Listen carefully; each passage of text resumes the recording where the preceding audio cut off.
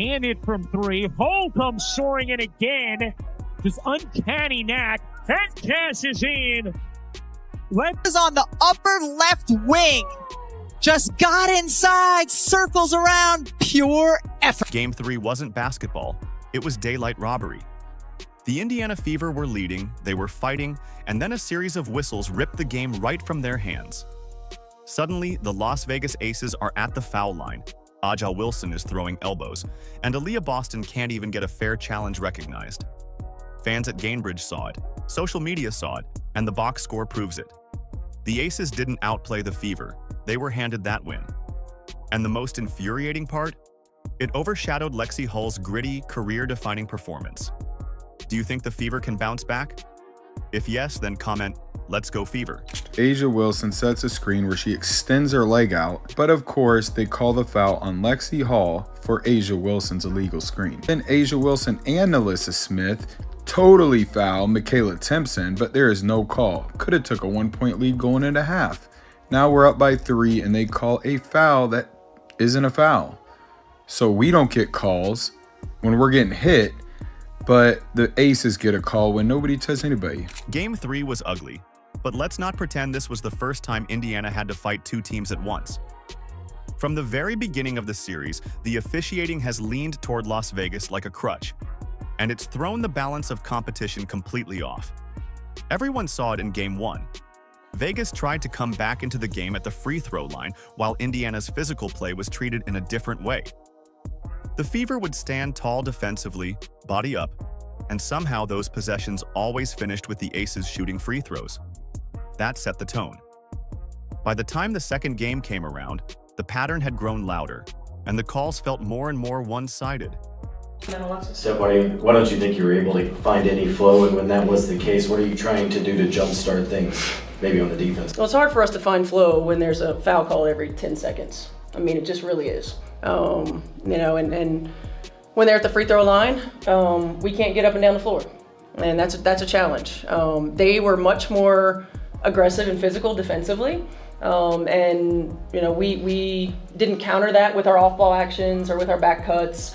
So they took us out of our comfort zone. I mean, offense is about rhythm, it's about timing, it's about spacing. We allowed them to do that, and they kept us from doing it. In Game 2, the whistles piled up every quarter, and what might have been small frustrations at first snowballed into a steady drag on Indiana's rhythm, with Stephanie White having to call it out post-game. By Game 3, it wasn't just a pattern anymore. It was a wall the Fever couldn't climb.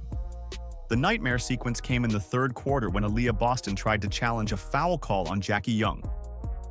Stephanie White motioned for the review. The bench was ready, but officials wouldn't even acknowledge it. Seconds later, Chelsea Gray buried a three, and just like that, the crowd went from roaring with energy to gasping in disbelief as Indy's lead vanished. A'ja Wilson is 1 for 12 as a foul is called on Boston, and that will be number 2 on Aaliyah Boston. You saw Indiana picking up full court pressure defensively, and if you're Aaliyah Boston, that's the one spot on the floor you do not want to get a foul called.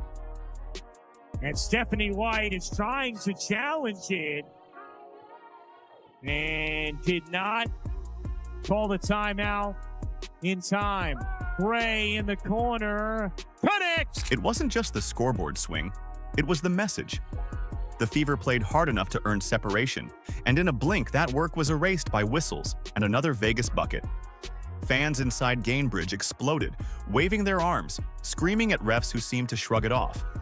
Clips of the whole exchange went viral online almost instantly, with breakdowns highlighting how the ignored challenge shifted the game on one possession. Those same videos showcased a string of flops, cheap pushes, and constant elbows by the Aces that barely drew a glance from the officials. 2-minute recap from last night. So A'ja Wilson pushes Howard in the back. Howard pushes her in the back. It's a foul on Howard. Look at this. Aaliyah Boston gets totally fouled by Nalissa Smith. Like, it's obvious, but no call. And then A'ja Wilson gets the call for not half as much. And then Nalissa Smith gets the call for not even getting touched. Here's a replay just to prove it to you. Yep, didn't get touched. That's the part that makes it feel less like oversight and more like an open favor. Aja Wilson could throw her shoulder into Boston, defenders were tossed onto the court without calls, and flailing arms suddenly became defense as long as you wore a Vegas jersey. Meanwhile, every bit of contact from Indiana was treated like a crime scene. The result wasn't momentum created by talent. It was momentum handed over by referees holding whistles like weapons.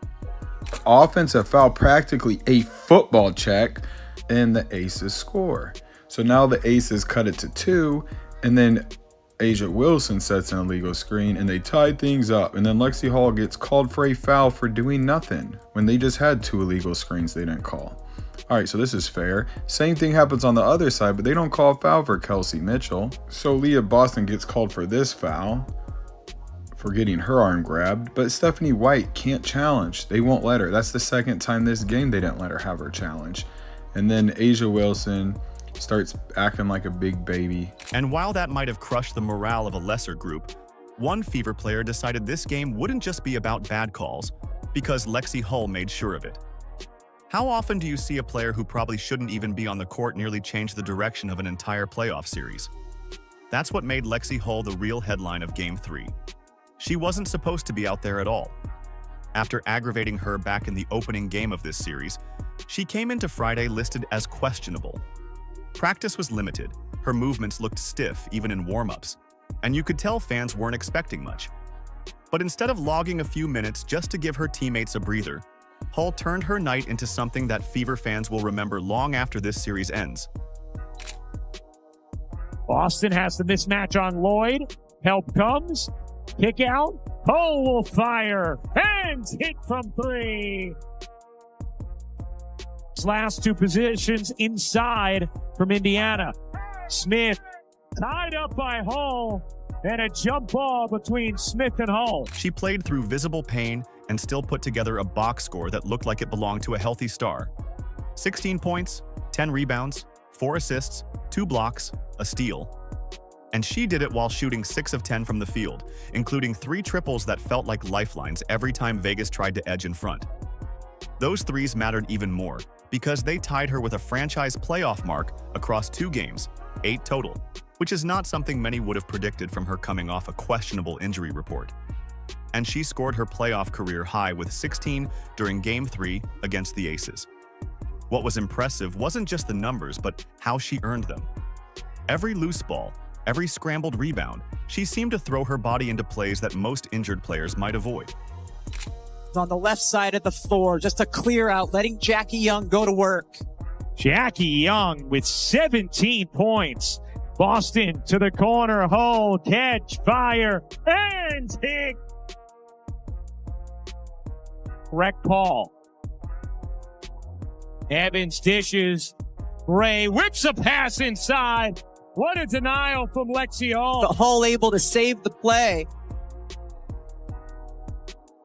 12-point game, a little under 2.5 to go. Hull hits Indiana's first field goal of the quarter. There were moments when the camera caught her face twisted with discomfort, yet she still boxed out frontline players and chased rebounds that should have gone to taller aces. Diving onto the hardwood, wrestling for boards, and then somehow gathering herself to knock down shots. It gave the Fever bursts of life every time the officiating tried to deflate them. Even when the Aces were being rewarded at the stripe, Hull gave Indiana a chance to fight back simply by refusing to let possessions die. That's why the crowd connected with her so strongly. Fever fans knew what they were watching, a player putting her body on the line because her team needed her. Eddie back to Hull, wide open 3 is good. The floor that she wants, doesn't it? It does. Mitchell, cut it. Here's Mitchell. Mitchell, one more. You bet. And that's what makes the entire night feel so wrong. On the same night Lexie Hull gave Indiana her best playoff game ever, all anyone could talk about were the whistles that turned the scoreboard upside down. That kind of effort deserved the spotlight, but instead it got buried under controversy. Maybe that's why Hull feels like the perfect representation of this Fever squad. Beaten down, underestimated, but refusing to give in. And if she was the picture of grit, then what does it say about Vegas that their biggest star barely showed up at all? Imagine being the face of the league, an MVP candidate, and going nearly 3 quarters without hitting a basket. That was A'ja Wilson in Game 3. She opened the night with a three-pointer that looked like a preview of dominance, but then the shot stopped falling. By halftime, she was an astonishing 1 for 11 from the field, finishing the night at 6 for 20. That's 13 points on 20 attempts, which isn't just subpar by her standards, it's flat out bad for any starter in the WNBA. Instead of bullying inside the paint or setting the tone like she's known for, she drifted outward, settled for contested fadeaways, and looked visibly frustrated as Aaliyah Boston forced her into uncomfortable shots over and over again. And then here we go. She gets a foul call with a 3-point game for, I don't know why they called that foul, but it's the 3rd quarter and they want them to win. So here we go. Ace is up by 3. They call another foul for A'ja Wilson that isn't a foul. All right, so then they call another foul on the Fever. That isn't a foul. And then to end the game after it's out of control because the Fever had a 6-point lead, but they kept calling fouls, another foul for A'ja Wilson that's not a foul. Ball don't lie, A'ja. You missed 11 shots in a row during this game. Despite Wilson's struggles, Vegas walked away winners. That's the part that really grates on fans. The Aces didn't need A'ja to play like herself because everything else kept breaking their way, whether by whistles or by teammates stepping up. Jackie Young carried them with 25 points, nailing momentum-shifting shots whenever the Fever tried to claw back. Chelsea Gray added a steady 15, hitting both jumpers and tough lay-ins when the offense stalled. And Nalissa Smith, we've seen her inconsistency over stretches this season, segued into making plays on both ends that stacked up when the Aces needed it. So while their supposed superstar was clanking shot after shot, everyone else pieced together enough baskets to ride the benefit of officiating back into control. What adds insult to all of this is the way media covered it. Wilson's box score tells a clear story of struggle, but plenty of outlets either padded the narrative with her all-around impact, rebounds, blocks, some assists, or shifted praise to the Aces' depth. What got lost in translation? The reason she was so ineffective in the first place. Aaliyah Boston was hounding her every possession, denying easy space, and forcing her into the types of awkward shots that make efficiency impossible. When a league MVP shoots 30% on 20 tries, that's more than just an off night. That's elite one-on-one defense that deserves recognition. 2 as well. Here's Hull. Working behind Boston. Boston was open. Great fake, and Boston lays it in. At the same time, Wilson still managed to affect the game physically, just not in ways that earned respect. There were elbows underneath, undercuts on box outs, and long arms thrown carelessly into Indiana players that almost never drew a whistle. And the Aces kept benefiting. Becky Hammon even complained afterward that Wilson got hit too often, pointing out her single free throw attempt in 38 minutes. But the humor in that is simple. This is the same Vegas team that lived at the foul line across all 3 games. When you're sitting on more freebies than your opponent all series long, crying about calls rings hollow. I thought she got hit a lot tonight. To shoot 1 free throw in 38 minutes. I know they told me not to say anything, but I can't. The truth is, Indiana bottled up A'ja Wilson. They did the job you're supposed to do against the league's best player, and they still ended up losing because whistles softened the blow. That's what makes the Aces win feel empty. Instead of their star showing why she's the best, she was saved by officiating and teammates who bailed her out. That's not a statement victory. It's a protected escape. And now all eyes turn toward Gainbridge Fieldhouse, where Indiana has one final shot to flip this poisoned narrative. Sunday at Gainbridge isn't just another playoff game, it's survival. For Indiana, Game 4 is a final chance to prove they belong against a franchise that has been gifted every break along the way. Down 2-1, beaten up by injuries, and forced to overcome more than just their opponent on the floor, the Fever enter knowing that one loss ends the season. That sharp contrast sets up a night where everything is stacked against Indiana. Sims, hoist, short. Look at Hull coming screaming in for the rebound. Boston trying to body Wilson, and does. Sims back to Boston, going back to work and dropping it in. An aggressive and effective Aaliyah Boston.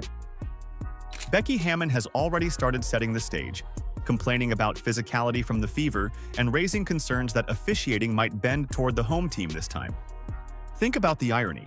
After 3 games where calls fell almost exclusively for Vegas, now the coach of 2-time champions is sounding like she's bracing for whistles to finally even out. It tells you how comfortable the Aces have become with favorable conditions and how much pressure they feel walking into Gainbridge, knowing the crowd won't sit silently through another repeat of Game 3. Because Gainbridge will not be quiet. 17,000 Indiana fans are expected to pack the building, and they will make every possession for Las Vegas miserable. It's not just noise, it's a wall of energy. When the Fever get a stop, when Boston scores inside, when Hull hits a 3, that building becomes a storm the Aces haven't handled well this season. Even Hammon admitted Vegas hasn't enjoyed playing here. That's the biggest weapon Indiana has. Turn the arena into fuel and challenge Vegas to survive outside of officiating help. Here's Boston, back to Hull. Sets herself up. Mitchell is free, laying it in. Been a while since Mitchell has gotten a shot attempt. Mitchell will get one here. Heads hit. The Fever's plan is no secret. Push the tempo right away, get Boston touches down low, and force Wilson to defend without bailing her out at the stripe. Establish Kelsey Mitchell early after her rough Game 3 because her scoring stretch is the difference between trading baskets and building leads. And Hull, her performance last time out, can't just be an outlier. She's playing through injury but became a heartbeat for the team. Carrying that momentum again would swing not just the scoreboard but the spirit of the roster. Vegas has cracks, even as a champion. Wilson's confidence is thin after being locked down. Jackie Young is carrying too much of the load. Depth that looks fine at home hasn't faced a playoff environment like Gainbridge at full volume. If Indiana attacks those weak points, this series shifts dramatically. Game 4 isn't about survival only. It's about sending a message for what's coming next season when Caitlin Clark returns and the Fever's core grows sharper. On this first half, Young attacking and denied. Timpson on the block.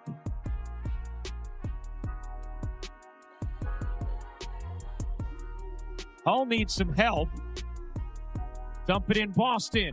Find the cutter. Timpson lays it in. The Fever didn't lose Game 3. They had it stolen. Indiana built a lead, played strong defense, and then watched the refs turn the game into free points for Las Vegas. That's not basketball. That's interference. Game 4 is now bigger than survival. It's about exposing how hollow those Aces wins look when the whistles don't bail them out.